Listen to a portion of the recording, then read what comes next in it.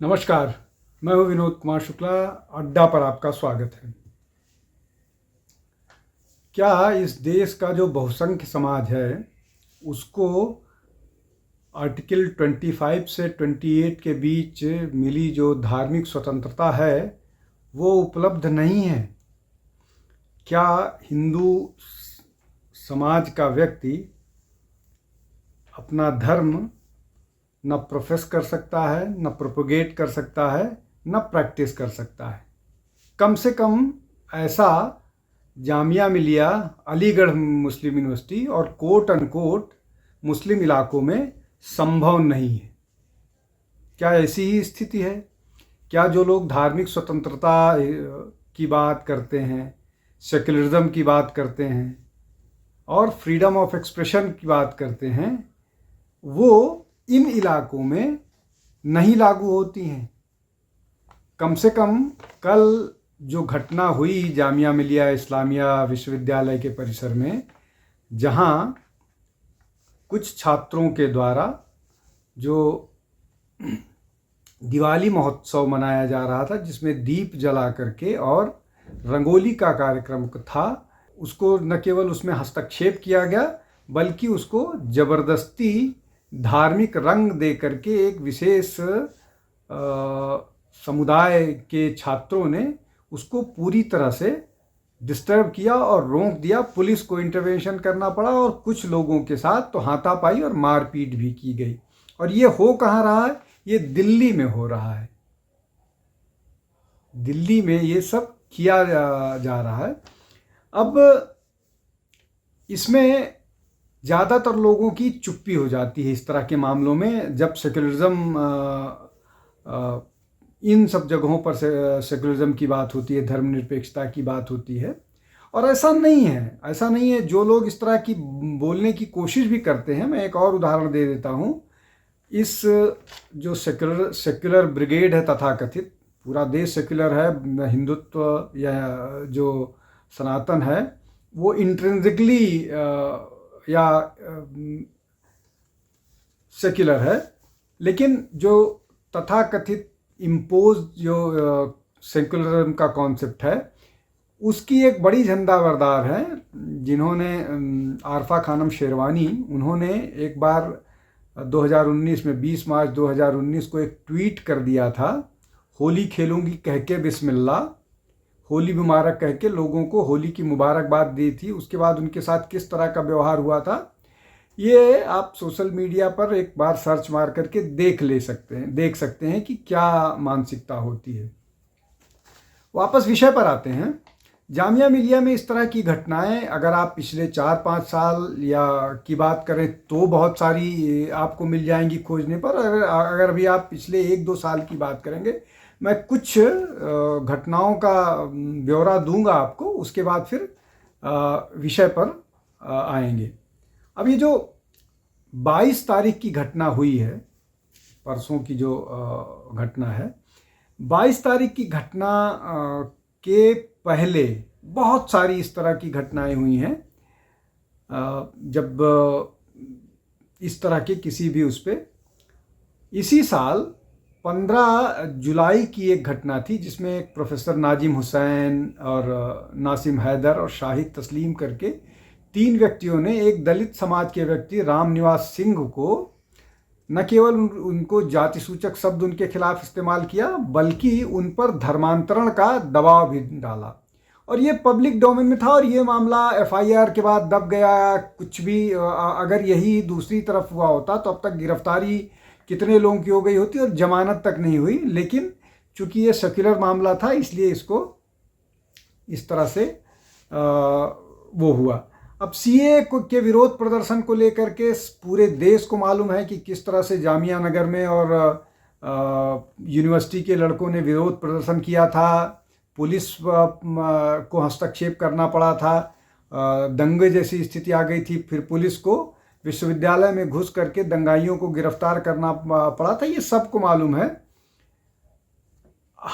इसी साल में 22 जनवरी को जब राम मंदिर की प्राण प्रतिष्ठा हो रही थी, प्रधानमंत्री जिसमें प्राण प्रतिष्ठा में अयोध्या में कर रहे थे, उस समय जामिया मिलिया कैंपस में बाबरी मस्जिद के समर्थन में नारे लगाए गए और जुलूस जैसा निकाला गया।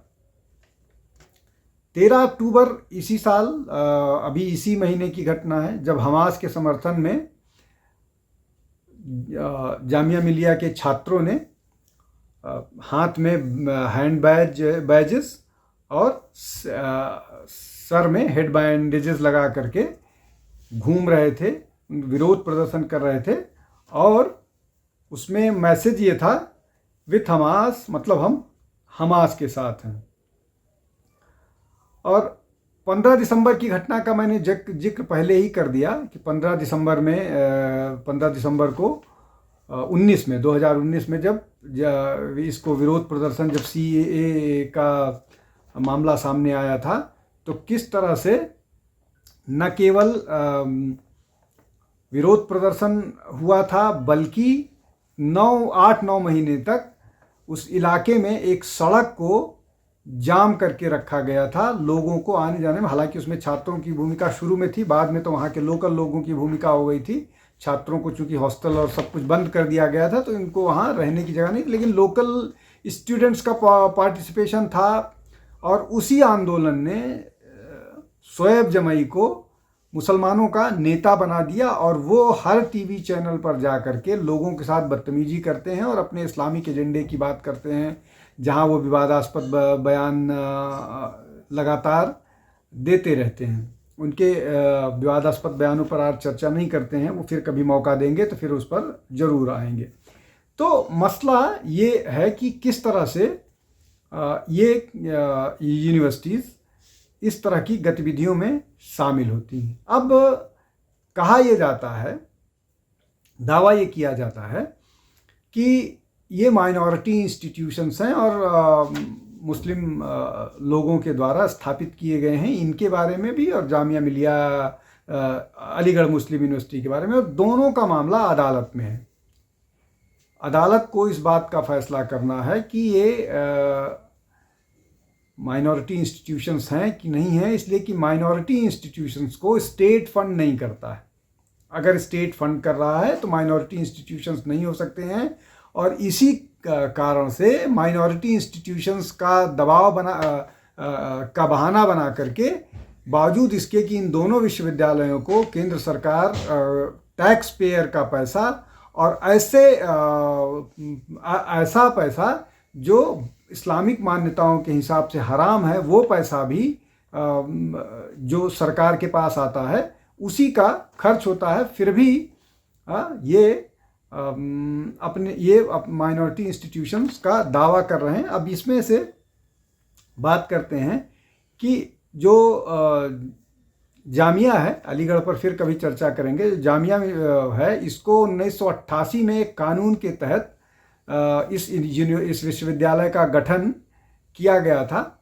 बाद में इसको 2011 में माइनॉरिटी इंस्टीट्यूशन बना दिया गया, जिसका 2018 में इस सरकार ने अपने एफिडेविट में विरोध किया कि ये माइनॉरिटी इंस्टीट्यूशन नहीं है, माइनॉरिटी इंस्टीट्यूशन को के कैटेगरी के अंडर नहीं आता है। लेकिन चूंकि मामला विवाद में, अब इसी माइनॉरिटी इंस्टीट्यूशन का बहाना बना करके ये सारे के सारे यूनिवर्सिटी, चाहे अलीगढ़ मुस्लिम यूनिवर्सिटी हो, चाहे जामिया मिलिया इस्लामिया यूनिवर्सिटी हो, ये लोग जो शेड्यूल कास्ट और शेड्यूल ट्राइब का रिजर्वेशन है उसको डकार जाते हैं और उसकी जगह रिलीजन के नाम पर रिजर्वेशन देते हैं, और दावा ये करते हैं कि जो ओबीसी का रिजर्वेशन है उस रिजर्वेशन में इनको रिजर्वेशन चाहिए।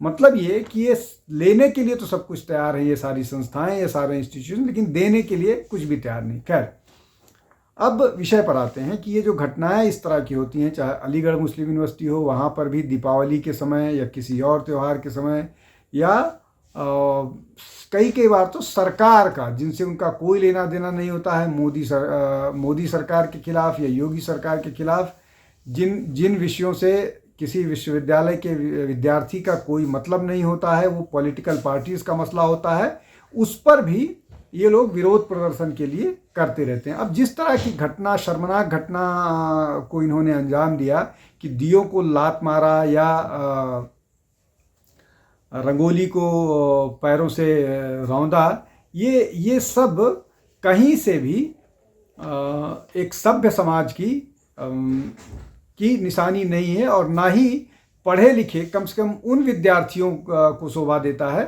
जो विश्वविद्यालय के छात्र हैं। लेकिन ऐसा लगातार होता रहा है। ये हमास के समर्थन में रहेंगे, ये फिलिस्तीन के समर्थन में रहेंगे, लेकिन ये भारतीय त्यौहार और हिंदू त्यौहार से इनको परहेज होता है। तो ये जो मसला मैंने बताया कि ये किस तरह से इन सब गतिविधियों में लगे हुए हैं और किस तरह से ये हिंदू सेंटिमेंट को हर्ट करते रहते हैं। अब इसमें एक और महत्वपूर्ण बात ये है कि ऐसा नहीं है कि ये जो हुआ था कार्यक्रम या कार्यक्रम किया जा रहा था, उस कार्यक्रम में मुस्लिम छात्राएं नहीं थी, उसमें मुस्लिम छात्राएं भी बहुत भागीदारी कर रही थी, जो रंगोली बना रही थी। लेकिन इस सब के बावजूद एक धड़ा जो है वो इसको डिस्टर्ब करने के लिए पहुंच गया था। अब इसको इस दृष्टि से भी देखे जाने की ज़रूरत है कि पिछले कुछ दिनों से पूरे देश में लगातार जो भी इस तरह के आयोजन हो रहे हैं, उन सब आयोजनों पर विरोध प्रदर्शन हो रहा है, और उस विरोध प्रदर्शन को उसका अपना एक आप कहिए कि उसका एक पैटर्न दिख रहा है, या उसका ये कह लीजिए कि उसकी क्रोनोलॉजी है।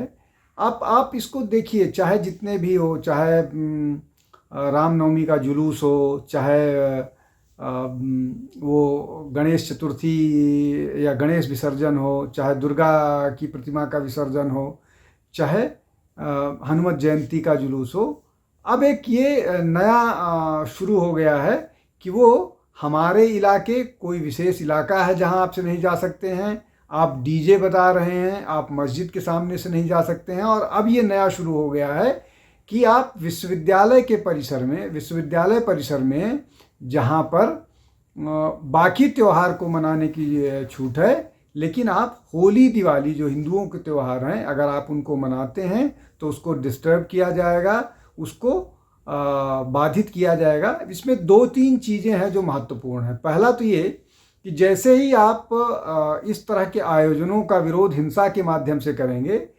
बहुत सारे ऐसे छात्र जो त्योहारों को धर्म से ऊपर उठ करके देखते हैं, वो डर करके इस मामले में इस तरह के आयोजनों से दूर हो जाएंगे। एक दूसरा, वैसे छात्र जो इस तरह का आयोजन करते हैं, वो अपने हिंदुओं के त्यौहार को जगह मनाने की कोशिश करते हैं, वो भी इससे भागेंगे और दूर हो जाएंगे, तो जिससे उसका ये होगा कि इस तरह के आयोजन ही बंद हो जाएंगे। तो बेसिकली ये जो रेडिकल माइंडसेट है, उस माइंडसेट को थोपने की कोशिश है। चौथा ये कि ये जो एक मानसिकता है, उस मानसिकता को जहाँ पर ये कहा जाएगा कि वो आपके त्यौहार, तो जो इस देश की दूसरी सबसे बड़ी मेजॉरिटी है, वो अपने त्यौहार तो मनाने के लिए चाहे जहाँ जाए, इसलिए कि उसको आर्टिकल 25 से 28 के बीच में अधिकार दिए हुए हैं संविधान में, लेकिन दूसरे वर्ग को इस तरह के कोई अधिकार नहीं दिए हैं। वो ये साबित करने की कोशिश करते हैं कि नहीं, ये अधिकार, ये विशेषाधिकार सिर्फ उन्हीं के लिए हैं, और एक बड़ा वर्ग जो है वो इस बात को उनके समर्थन में नज़र आता है, इसलिए कि अगर ठीक इसका उल्टा हुआ होता, शायद ये घटना अगर किसी दूसरे विश्वविद्यालय में हुई होती और किसी को नमाज के लिए, किसी और ईद के लिए रोका गया होता, तो अब तक इस पूरे मामले में देशव्यापी हो हल्ला शुरू हो गया होता, और पूरा का पूरा एक जो तथाकथित धर्मनिरपेक्ष ब्रिगेड है, वो अब तक उसको इस देश से लेकर के इंटरनेशनल इमेज तक की, भारत के अंतर्राष्ट्रीय कम्युनिटी भारत के बारे में किस तरह सोचती है, क्या उसका इन सब पर प्रभाव पड़ेगा, उन सब को लेकर के चिंतित हो गई होती, और अब तक बहुत सारी जगहों पर ये डिबेट और चर्चा हो रही होती। तो एक ये अंतर है। अब इस पूरे मामले में आज जो आयोजनकर्ता थे, उनको बैठक करके और इस मामले में पुलिस को इसलिए कि इस पूरे मामले में पुलिस को अंत में हस्तक्षेप करना पड़ा। तो हस्तक्षेप के बाद अब जो आयोजक हैं उन्होंने आज भी इस कार्यक्रम को दोबारा करने का उनकी मंशा थी, और उसके बाद ये निर्णय भी करना था कि इस मामले में क्या पुलिस के पास जाना चाहिए कि नहीं जाना चाहिए, उस सब पर भी निर्णय किया जाना है। यहाँ तक कि एक आयोजक ने तो ये भी बोला था कि लड़कियों को धमकाया गया है कि उनको बुर्का पहन के आया है। हालांकि इसको एक लड़के ने ही, जो आयोजक था उसने ऐसा कहा था। इस बारे में और कोई पुष्ट जानकारी नहीं है, या पुलिस द्वारा इस तरह का कोई प्रूफ नहीं किया गया है कि इस तरह की कोई धमकी दी गई है, लेकिन इस तरह की बात आयोजकों की तरफ से आ रही थी। तो क्या ये जो मानसिकता है जहाँ पर ये कहा जाता है कि आपको अपने धर्म को मानने की स्वतंत्रता हो, आपको फ्रीडम ऑफ एक्सप्रेशन और स्पीच हो, आपको अपने धर्म को प्रोपोगेट करने का, प्रोफेस करने का और अधिकार हो, लेकिन दूसरे किसी को अपने रिलीजन को प्रैक्टिस करने का अधिकार आप नहीं लेने देंगे, इसलिए कि वो किसी विशेष इलाके में, किसी विशेष संस्था में, किसी विशेष जगह पर इस काम को कर रहे थे। तो क्या इस पूरे देश में, पूरा भारत जो है वो जो सेक्युलर देश है, उसमें अब कोई बंटवारा इस तरह का हो गया है जहाँ पर इस्लामिक एरियाज़ या इस्लामिक आइडेंटिटी वाले क्षेत्र हैं जहाँ दूसरे धर्म के लोगों को जाना वर्जित है? क्या सरकार इस पर कोई संज्ञान लेगी, या वैसे प्रबुद्ध लोग या विश्वविद्यालय के लोग, क्या उन लोगों पर इस तरह की कोई कार्रवाई की योजना है जिन लोगों ने इसको, इस तरह के आयोजन को दूषित, प्रदूषित, डिसेक्रेट करने की कोशिश की? आज के लिए बस इतना ही। बहुत बहुत धन्यवाद। नमस्कार।